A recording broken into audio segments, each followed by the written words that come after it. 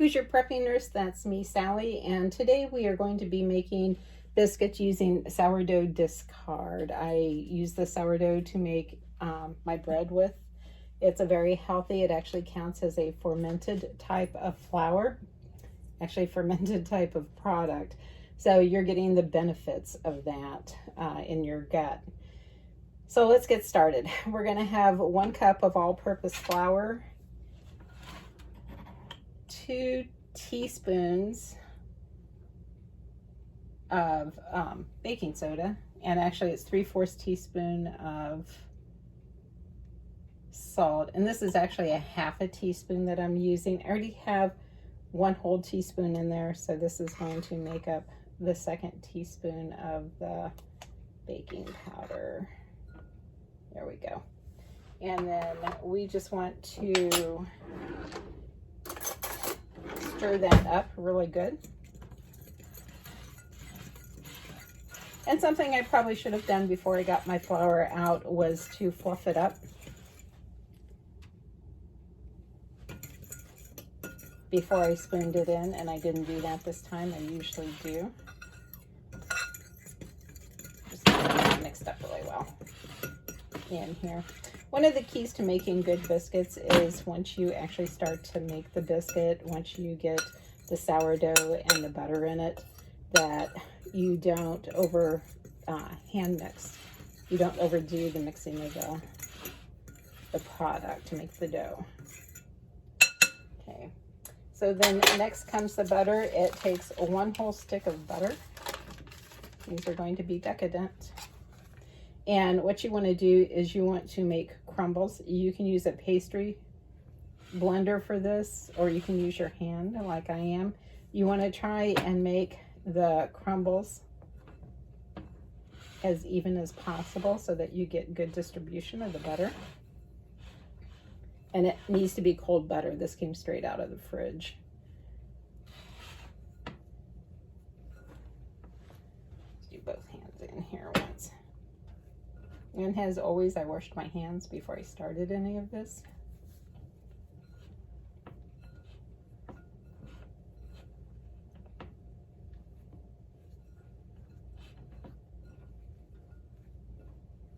And I had just cut it up into chunks to try and make it a little bit easier to do this.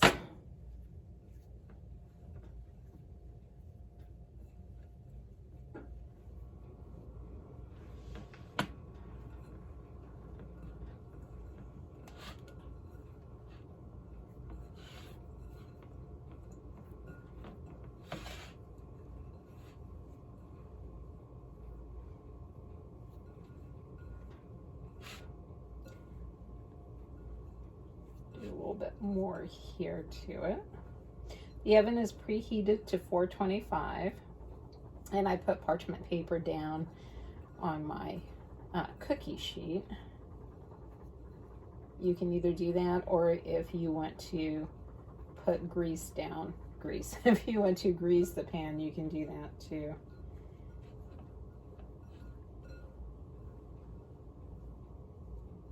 And actually the paper is a no waste because we're doing a fire later on, and I'm going to use it to help light the fire with. So even it gets used up. And this is actually doing pretty good here.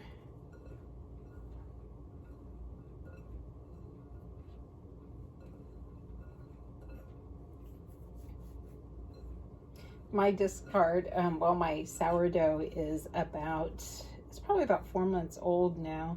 I'm going to take a little bit more discard later on and do a video. I am going to try and dry some of it to have it for storage. That way, if for some odd reason my starter dies off, then I can start it again. And it would be considered new starter at that time if I use the start.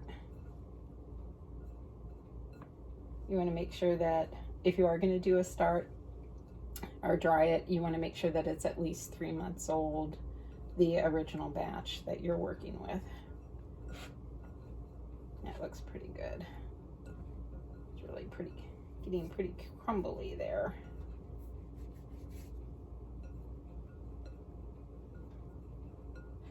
and get the butter dispersed throughout with it.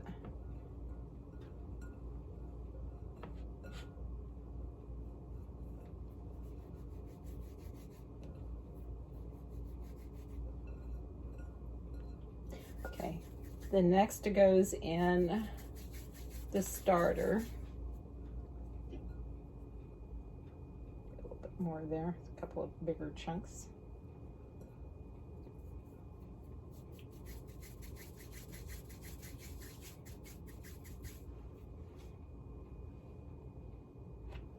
Okay, and here goes the starter.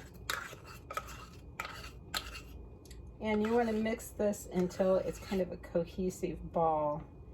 And this will get rolled out. Normally, you would want to do it on maybe a floured surface so that it doesn't stick, but my stove is a glass top and it actually does pretty well with it.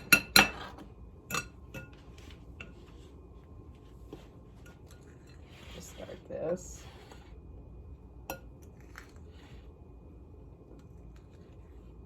Let it get mixed in here. Then I will eventually use my hands.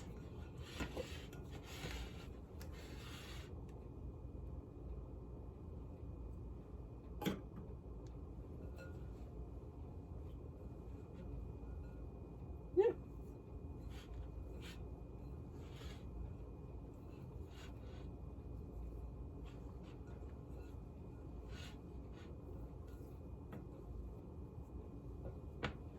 So much for becoming cohesive, huh, guys? I think I should have used my fork a little bit more.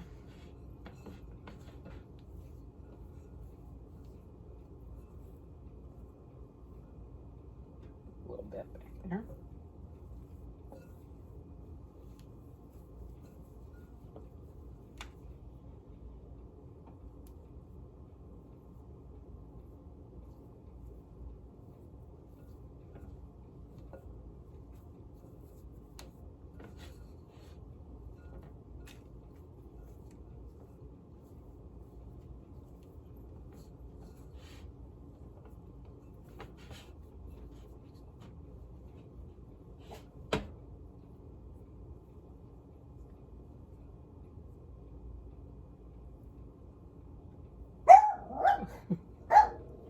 That would be Bentley barking in the background. My little alarm system.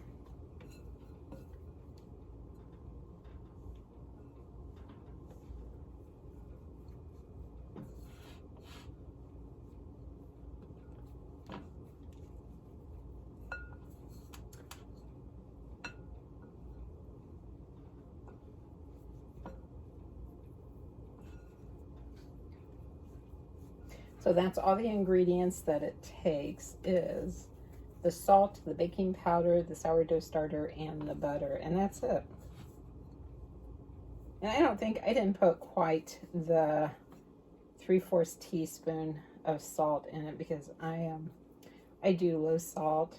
I've got tinnitus, and salt is one of the things that will make it worse. So that was just a habit that I got into, was not putting the extra salt in. Let me get rid of my dish here. And what you want to do is pat it out to about 1 inch thick.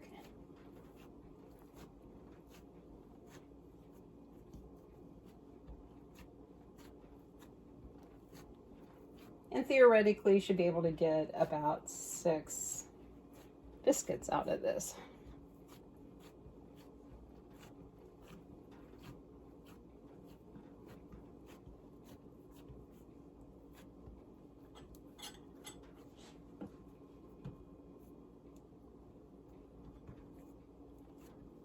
And like all things, they're going to be a little bit different in size because it's too hard for us laymen, at least me, to get this even on it. Okay, so let's try this here. Here is 1. Here is 2. Here is 3. Here is 4. And no, well, no, I'll try rolling it and see. Let's see here. See if I can get those other 2. So there's 1 biscuit. They look good. Hopefully they come out. I've heard rave reviews about these.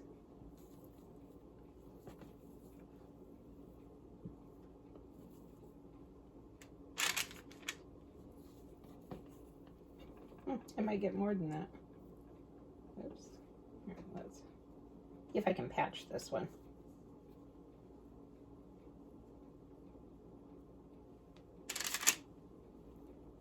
And you want to form the ball again and pat it out.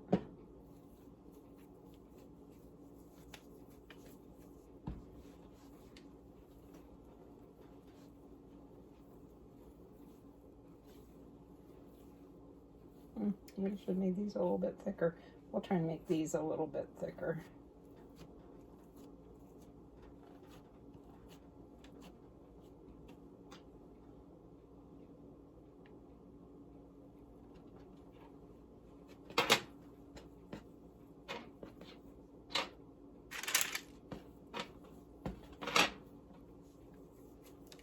This is one of the benefits of having a glass top stove. And they do make canners on it. I've had my house for 20 years and the stove is in here. I was waiting for it to die so that I could get a gas stove. I've got the gas hookup already. And it hasn't died on me yet.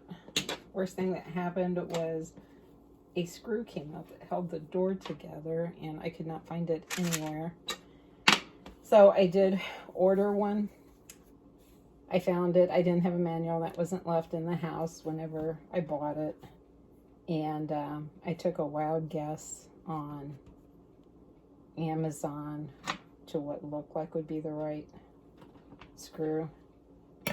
And because I looked the manual up online, it did not have, I'm going to have too many here.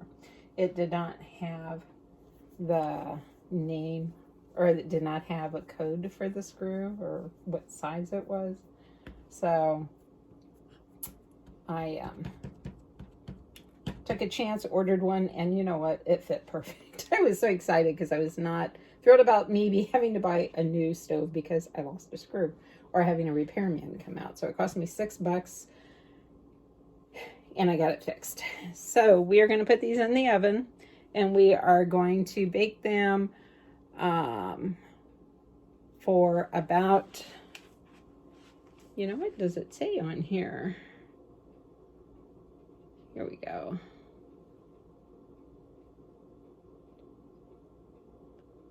Biscuit cutter, 4 rounds. Let me scroll down here. Does leave about 2 inches between them, so I'll spread these out a little bit more here. So bake them for about 20 to 23 minutes in the upper third of your oven, which, whoops, sorry about that.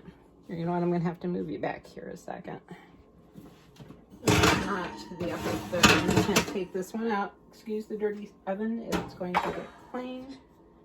Actually, you know what? Maybe we'll put this one in here.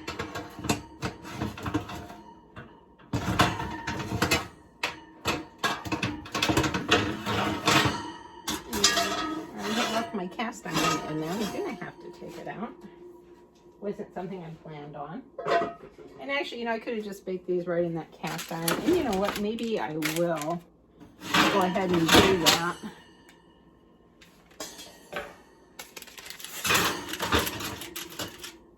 You put these in there. And my oven had cooled off an awful lot. I am going to grease the skillet and put those 2 in it. That way they can go ahead and all bake at the same time. Here we go. And then I will bring you back when they're done. And we'll see how they do. And we'll see how it does cast iron versus stove or cookie sheet. Okay, I will see you guys in a little bit. Okay, so the biscuits are done. This is the one that I had in the cast iron skillet. I hate the other one that I had put in it. Really good. This is off of the cookie sheet, and they actually had to bake. I did 25 minutes on both the skillet and the cookie sheet. These needed to brown a little bit more, so I did a couple minutes more on the cookie sheet, but they were done on the skillet. I am going to make a sandwich here in just a second.